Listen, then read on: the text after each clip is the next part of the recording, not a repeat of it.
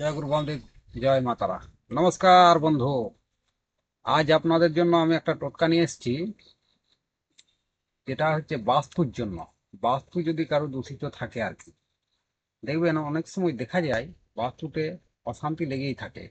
কখনো ভাই ভাই, কখনো ভাইয়ে বয়ে, কখনো স্বামী স্ত্রীর মধ্যে, কখনো মা ছেলে, কখনো ভাই বোনে, এরকম ভাব পাড়া প্রতিবেশীর সাথেও হয়ে থাকে।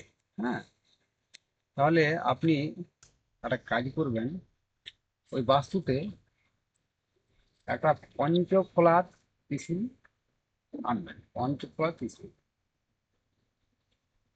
ঠাকুর মন্দির যদি থাকে তো সেখানেও বসাতে পারেন।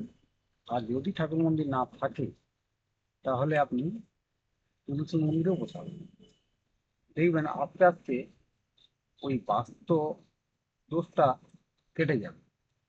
আপনার বাড়িতে যেটা অশান্তি হচ্ছে সেটাও আর কি কেটে যাবে।